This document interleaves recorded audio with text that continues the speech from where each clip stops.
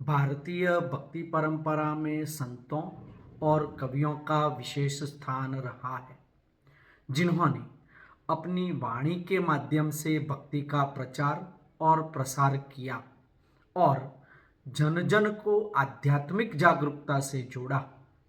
इन्हीं संत कवियों में से एक थे राम भक्त कवि नाभादास, जो अपनी अमर कृति भक्तमाल के लिए प्रसिद्ध है।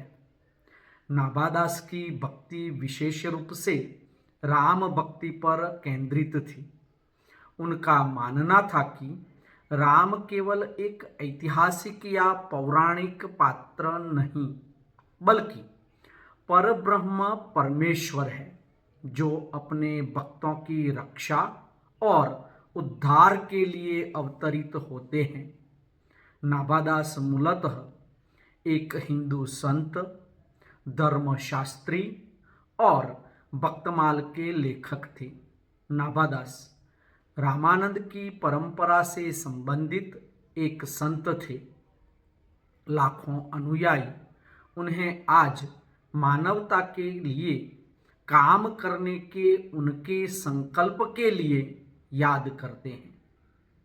तो ऐसे नाभादास के विषय में आज के व्याख्यान में हम विस्तार से बात करेंगे। सबसे पहले नाभादास के जन्मस्थल, माता पिता और उनकी जाति के विषय में जानते हैं। नाभादास का जन्म भारत के तेलंगाना राज्य के खम्मम जिले में गोदावरी नदी के तट पर भद्राचलम गांव में हुआ था। उनकी माता का नाम जानकी देवी और पिता का नाम रामदास था, जिन्हें अब लोग रामदासु के नाम से जानते हैं। नाभादास महाशा या डूम या डुमना समुदाय से थे, जिन्हें अब नाभादासिया के नाम से जाना जाता है। इनका और उनकी जाति का पेशेवर काम तो बांस से टोकरियां और अनाज भंडारण के साधन बनाना था। आज भी उनके समुदाय के लोग अच्छे संगीतकार हैं, क्योंकि वे सत्संग में शामिल होकर तरह तरह के वाद्य यंत्र बजाते हैं। वे भगवान राम के प्रबल भक्त हैं।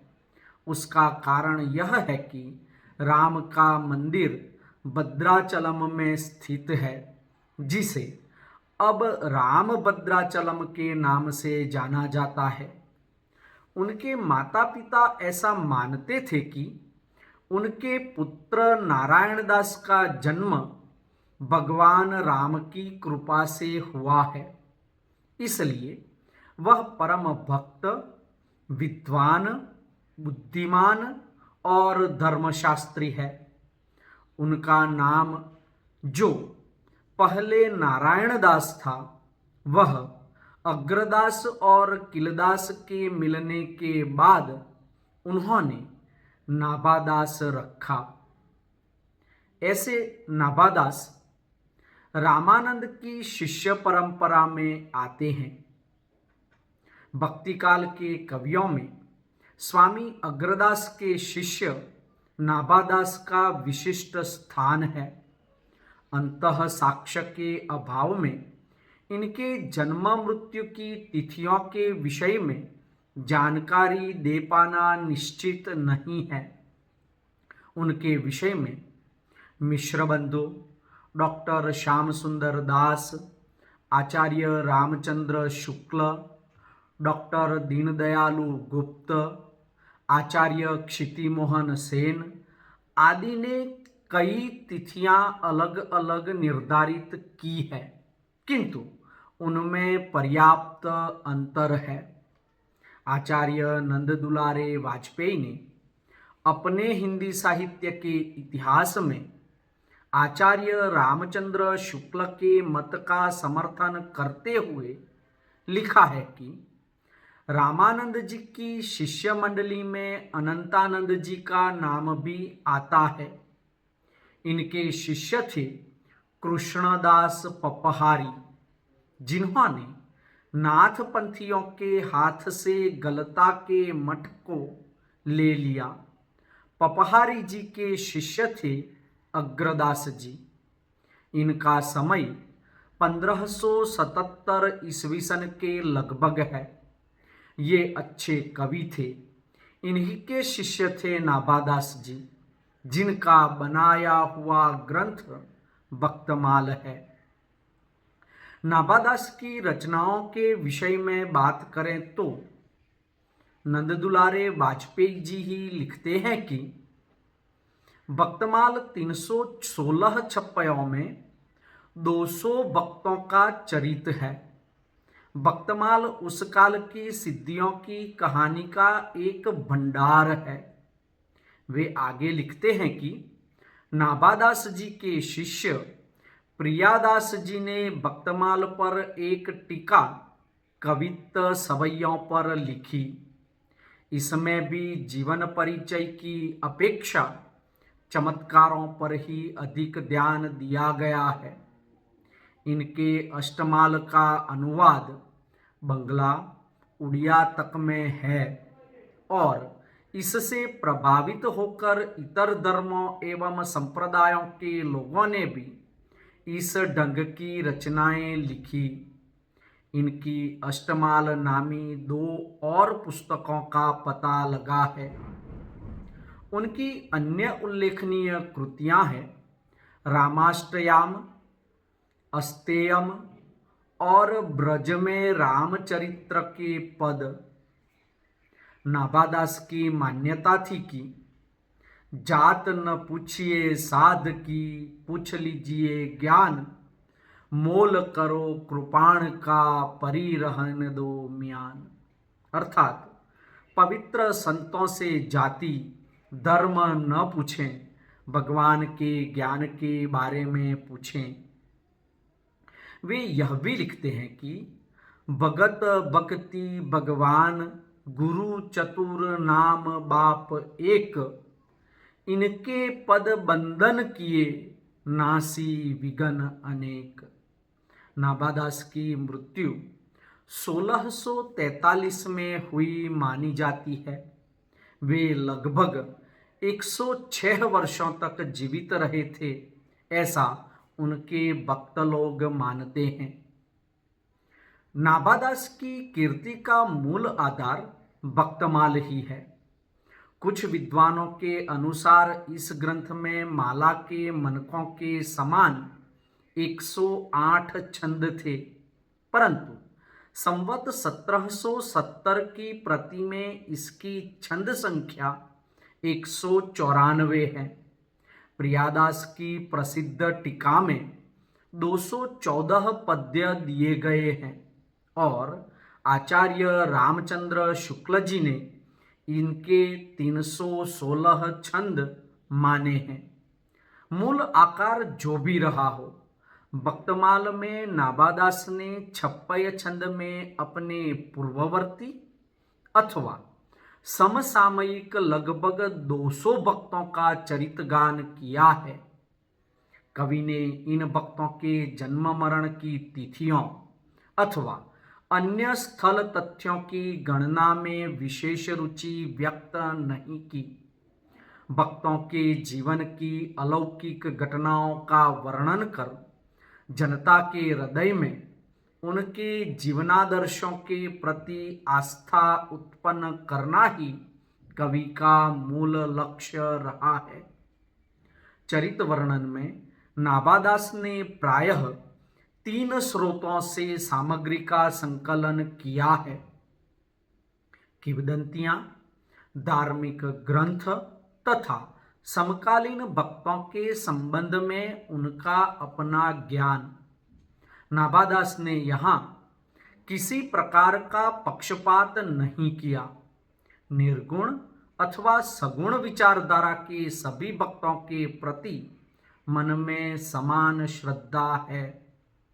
कबीर के विषय में उन्होंने कहा है कि कबीर कानी राखी नहीं, वर्णाश्रम शतदर्शनी।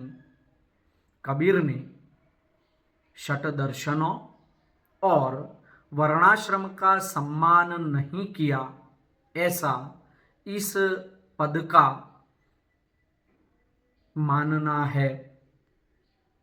मीरा के विषय में वे कहते हैं कि निरअंकुश अति निडर रसिक जस रसना गायो। यह अवश्य है कि मुलकदास, धर्मदास, दादू दयाल, गुरु नानक देव आदि भक्तों के संबंध में भक्तमाल में कुछ नहीं कहा गया, किंतु इसका कारण राग द्वेष की भावना हो ऐसा नहीं लगता। कदाचित नाभादास के सम्मुख भक्तों की कोई निश्चित सूची नहीं थी, अथवा हो सकता है कि इन संतों के नाम का कवि को स्मरण न आया हो। भक्तमाल की भाषा शैली इस प्रकार है। भक्तमाल की रचना ब्रज भाषा में हुई है।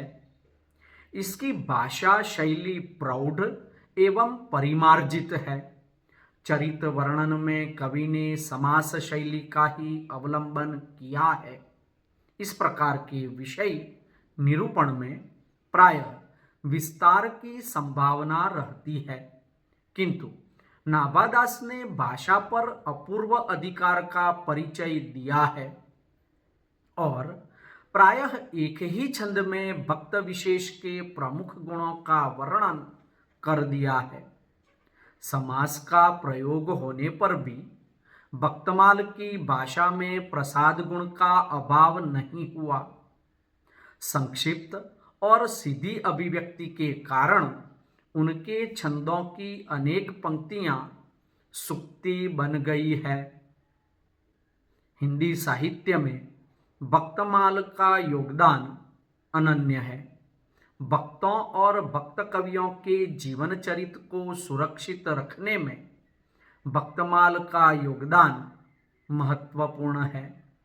प्रियादास, वैष्णवदास, लालदास, बालकराम, रूपकला, मुलकदास आदि अनेक विद्वानों ने इस ग्रंथ पर विविध टीकाएं प्रस्तुत कर प्रस्तुत ग्रंथ की महिमा को स्वीकार किया है।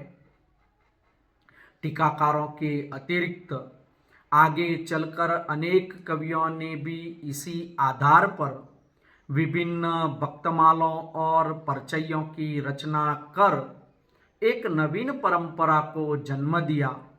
यही भक्तमाल की मूल उपलब्धि है। धर्म परायण समाज में भक्तमाल रामचरित के समान ही लोकप्रिय रहा है।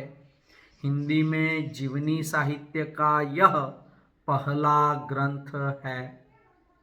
अब देखते हैं नाभादास के चमत्कार और उनकी आध्यात्मिक यात्रा के विषय में। नाभादास अर्थात नारायण दास जब 5 साल का था तब उसके माता पिता की मृत्यु हो गई थी। वह गांव में अकेला रहता था और मंदिर में पूजा करता था। वह अपने दोस्तों के साथ नदी के किनारे खेलता था और भगवान के आशीर्वाद से रेत के लड्डू को मीठे लड्डू में बदल देता था। संत श्री अग्रदास जी और संत श्री किलदास जी रामभद्राचलम की पहाड़ियों और जंगलों के पास से गुजर रहे थे, तब वे 5 साल के नाभादास को मिले। वहीं से उनकी आध्यात्मिक यात्रा शुरू हुई। वे अपने गुरुओं के साथ जयपुर के पास स्थित गलताजी धाम मंदिर गए। वहाँ कुछ समय रहने के बाद वहाँ से गंगा स्नान करने के लिए वे काशी गए। बीच में अयोध्या भी गए। वहाँ से वृंदावन, गोकुल, मथुरा और गोस्वामी तुलसीदास जी से भी मिलने गए। वहाँ से वापस गलताजी धाम मंदिर आए और भक्तमाल का विमोचन किया और बहुत बड़ा भंडारा भी किया। भंडारा करने के बाद वे पूरे देश की धार्मिक यात्रा पर निकल गए। उन्होंने अपनी धार्मिक यात्रा अपनी जन्मभूमि से शुरू की। सबसे पहले वे अपने माता पिता के मंदिर और राम भद्राचलम मंदिर में आशीर्वाद लेकर पूरे देश की यात्रा पर निकल पड़े। वे वहां से ध्यानपुर धाम, पंडोरी धाम जाकर गलताजी धाम मंदिर वापस आए। फिर वे कुल्लू मनाली गए। वहां से वे पठानकोट, गुरदासपुर, जम्मू के रास्ते पंजाब आए, जहां आज भी उनका समुदाय बहुत बड़ी संख्या में रहता है। फिर गलताजी धाम में सेवा करने के लिए वापस चले आए। गलताजी धाम पहुंचने के बाद उनके गुरु अग्रदास उन्हें रेवाशा वन में ले गए और वे वहीं रहे। एक दंत कथा है कि एक दिन राजा मानसिंह अपनी कई सैनिकों को लेकर रेवाशा वन में शिकार के लिए आए थे। तब अग्रदास जी ने नाभादास जी को राजा को प्रसाद देने के लिए कहा, किंतु राजा ने सबसे पहले अपने सैनिकों को केले देने की बात कही।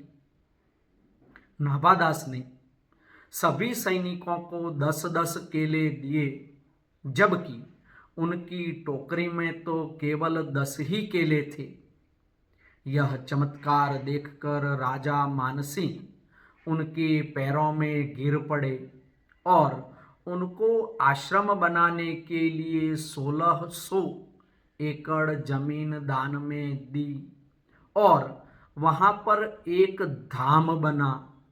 बहुत बड़ा अग्रदास और नाभादास के नाम का द्वार बनाया गया, जो आज भी वहां स्थित है।